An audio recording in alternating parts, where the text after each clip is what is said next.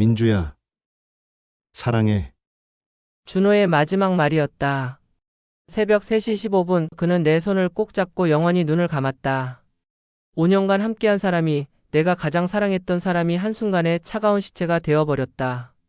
교통사고였다. 택시가 중앙선을 넘어와 정면 충돌. 운전사는 음주운전이었고 준호는 그 자리에서 의식불명이 되었다. 내가 근무하는 하늘병원 응급실로 실려왔을 때 나는 간호사가 아닌 그냥 한 여자였다. 사랑하는 사람의 피투성이 얼굴을 보며 무너져 내렸다. 환자분과 어떤 관계세요? 의사가 물었을 때 나는 대답할 수 없었다. 연인? 동거인? 사실혼 관계? 그 어떤 말도 우리의 5년을 설명할 수 없었다. 법적으로 우리는 남남이었으니까. 모든 것이 무너졌던 그날 밤 이야기, 좋아요, 구독은 이야기하는데 힘이 됩니다. 내 이름은 김민주. 53살 하늘병원 내과병동 수간호사다. 준호를 처음 만난 건 8년 전이었다. 그는 당뇨 합병증으로 입원한 환자였고 나는 그를 담당한 간호사였다. 간호사님, 정말 죄송한데 제가 사진작가인데 눈이 안 보여서 카메라를 못 잡겠어요. 혹시 휴대폰 좀 도와주실 수 있을까요? 49의 준호는 당뇨성 망막병증으로 시력을 거의 잃은 상태였다. 프리랜서 사진작가였던 그에게는 사형 선고나 다름없었다. 하지만 그는 절망하지 않았다. 오히려 농담을 하며 다른 환자들을 웃게 만들었다. 실명하고 나니까 세상이 달리 보여요.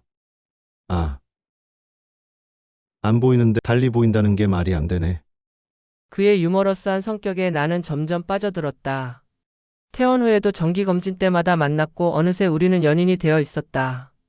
민주야, 나랑 살지 않을래? 교제 2년 만에 준호가 제안했다. 그는 시각장애인 보조금과 가끔 들어오는 사진 관련 강의비로 근근히 살아가고 있었다. 내 월급이 훨씬 안정적이었지만 사랑에는 경제력이 중요하지 않았다. 우리는 병원 근처 작은 원룸에서 동거를 시작했다. 2년 후에는 좀 더 큰 투룸으로 이사했다. 전세금 2억, 둘이서 힘을 합쳐 마련한 보금자리였다. 나는 7천만 원, 준호는 5천만 원을 부담했다. 나머지는 은행에서 대출받았다. 결혼식은 언제 할까? 자주 나오는 이야기였지만 늘 미뤄졌다. 준호의 치료비가 만만치 않았고 대출 상환도 부담스러웠다. 무엇보다 준호는 자신의 경제력에 대한 콤플렉스가 있었다. 그의 부담스러운 마음을 이해했기 때문에 계속 기다릴 수밖에 없었다. 내가 좀 더 안정되면 그때 제대로 된 결혼식 올리자.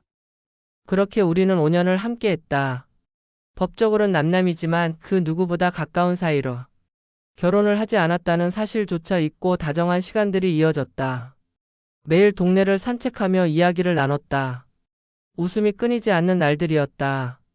갑자기 그 일이 있기 전까지는 119입니다. 어디서 사고가 났나요? 그날 밤 11시 나는 야간 근무 중이었다. 준호는 음성 더빙 녹음을 위해 스튜디오에 다녀오는 길이었다. 평소보다 늦어지고 있었지만 크게 걱정하지 않았다. 가끔 작업이 길어지는 경우가 있었으니까. 하지만 새벽 1시가 되도록 연락이 없자 불안해졌다.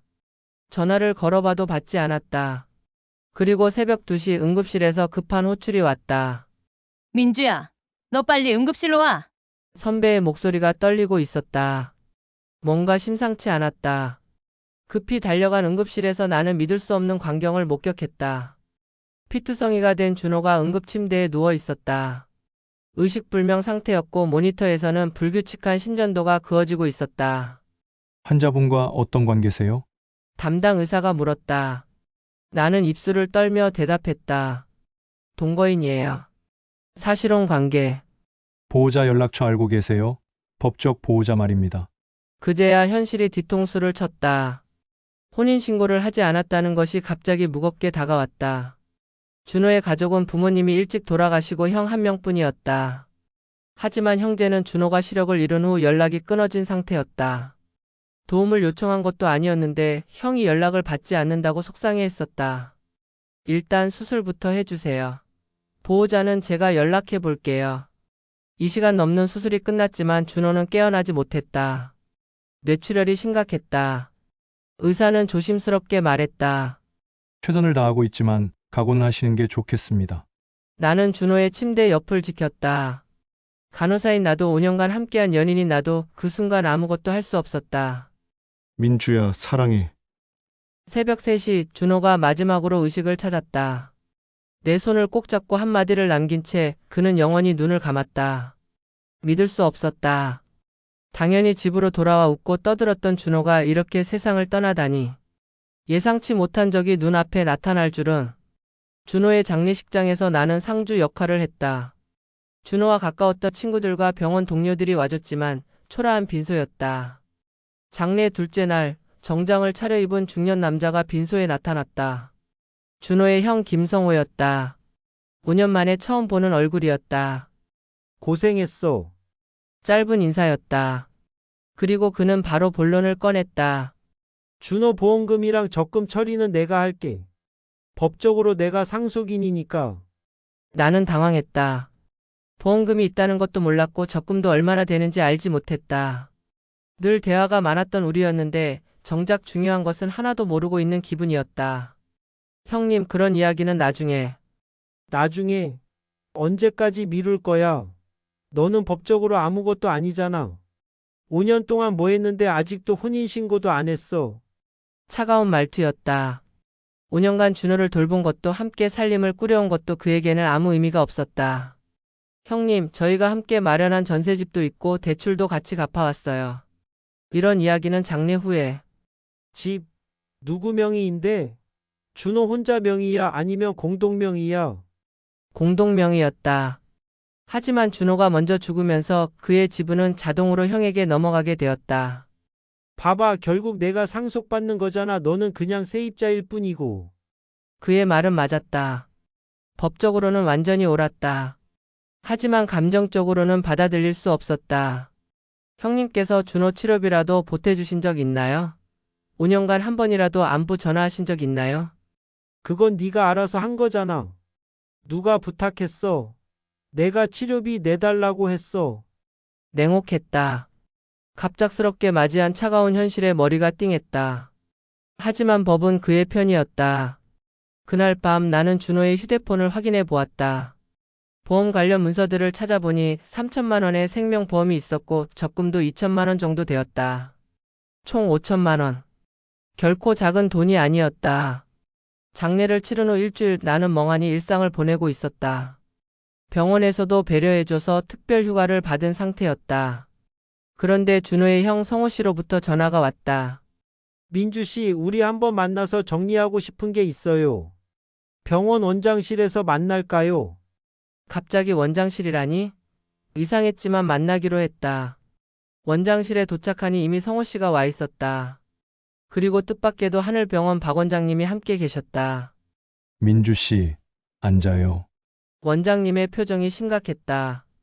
나는 불안한 마음으로 자리에 앉았다. 성호 씨가 준호 씨 상속건으로 상담을 요청하셨어요. 우리 병원 법무팀에서 검토해 봤는데 좀 복잡한 상황이네요. 무슨 말씀이신지.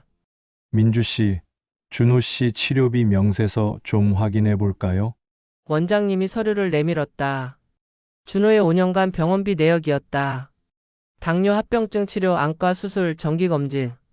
총합이 2,800만 원이었다.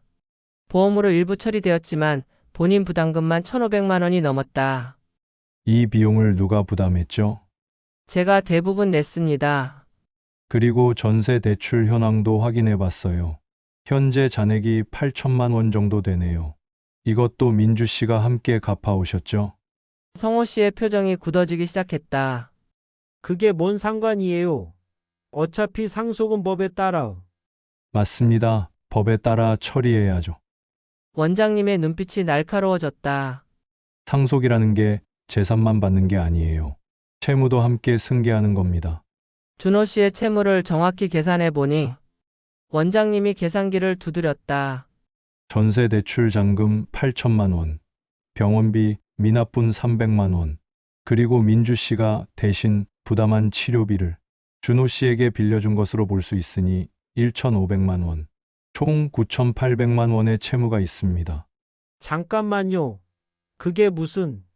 반면 준호 씨의 재산은 보험금 3천만 원, 적금 2천만 원, 전세 보증금에서 본인 지분 1억 원, 총 1억 5천만 원입니다. 그럼 5,200만 원이 남는 거 아니에요? 아닙니다. 민주 씨와 공동으로 부담해온 것들을 정확히 계산하면 달라집니다. 원장님이 더 자세한 자료를 꺼냈다. 5년간 생활비, 월세, 대출이자. 민주 씨가 부담한 비율이 약 70%입니다. 준호 씨 수입이 불규칙했으니까요. 이걸 채권으로 인정하면 계산 결과는 충격적이었다. 상속받을 재산보다 갚아야 할 채무가 더 많았다. 결론적으로 상속을 받으시려면 2천만 원을 추가로 부담하셔야 합니다. 성호 씨의 얼굴이 파랗게 질렸다. 이게 말이 됩니까? 제가 왜 그 돈을 내야 해요? 성호 씨가 벌떡 일어났다. 상속 포기하시면 됩니다. 그럼 모든 채무는 소멸되고 재산도 국가로 귀속됩니다. 그럼 민주 씨는 뭘 받는데요? 민주 씨는 채권자 지위에서 우선 변제를 받게 됩니다. 그리고 원장님이 나를 바라보며 따뜻하게 미소 지었다. 우리 병원에서 준호 씨를 위해 기금을 모았어요. 직원들이 자발적으로 모은 돈이 1,000만 원 정도 됩니다. 그리고 교통사고 가해자 보험에서도 배상금이 나올 예정이고요. 나는 눈물이 나려고 했다. 병원 식구들이 이렇게까지 도와주다니. 그리고 민주 씨, 우리 병원에서 간호학 석사 과정 학비를 지원해 드리려고 합니다. 공부해서 더 전문적인 간호사가 되세요.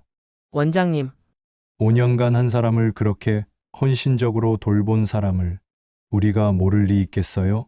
민주 씨는 우리 병원의 자랑이에요. 성호 씨는 더 이상 할 말이 없다는 듯 자리에서 일어났다. 상속 포기하겠습니다. 서류 처리 어떻게 하면 되죠? 법무팀에서 도와드릴게요. 성호 씨가 나가고 나서 원장님이 내게 말했다. 민주 씨, 법이 보호해주지 못하는 진심이 있어요. 하지만 우리가 그 진심을 지켜줄 수 있습니다. 당신은 우리 병원 가족이니까요. 준호가 떠난 지 1년이 지났다. 나는 여전히 하늘병원에서 근무하고 있고 대학원에서 호스피스 전문간호학을 공부하고 있다. 준호와 함께 살던 집은 정리해서 더 작은 원룸으로 이사했다. 큰 집이 필요 없어졌으니까. 하지만 준호가 쓰던 전자책들과 음성 녹음기는 모두 가져왔다. 그리고 놀라운 일이 생겼다. 준호의 음성 더빙 작업이 사후에 큰 호응을 얻으면서 후배 성우들을 위한 장학금이 만들어졌다. 김준호 음성봉사 장학금이라는 이름으로. 민주 씨, 준호 씨가 정말 자랑스러워할 거예요. 원장님이 장학금 수여식에서 말씀해 주셨다. 나는 이제 시각장애인 환자들을 전담으로 돌보는 간호사가 되었다. 준호 덕분에 그들의 마음을 더 잘 이해할 수 있게 되었다. 때로는 아직도 준호가 옆에 있는 것 같다. 밤늦게 집에 들어가면 수고했어, 민주야라고 말해줄 것 같고 아침에 일어나면 오늘도 화이팅이라고 응원해줄 것 같다. 사랑하는 사람을 잃었다는 사실이 여전히 아프고 힘든 날들이 있다. 하지만 그 사랑이 헛되지 않았다는 것을 알게 되었다. 법이 인정해주지 않았던 우리의 5년이 이제는 더 많은 사람들에게 희망을 주고 있다. 준호야, 나 잘 살고 있어. 우리가 함께 꿈꿨던 세상을 만들어가고 있어. 오늘도 나는 환자들을 돌보며 하루를 시작한다. 준호의 사랑을 가슴에 품고 더 많은 사람들에게 그 사랑을 나눠주면서. 법이 지켜주지 못한 진심이지만 그 진심은 결코 사라지지 않는다. 오히려 더 큰 사랑으로 되돌아와 세상을 따뜻하게 만들고 있다. 그것이 준호가 내게 남겨준 가장 큰 선물이다. 이야기는 끝났지만 구독하기, 좋아요 해주는 따뜻한 세상이라 오늘도 감사합니다. 희망찬 이야기도 또 만나요.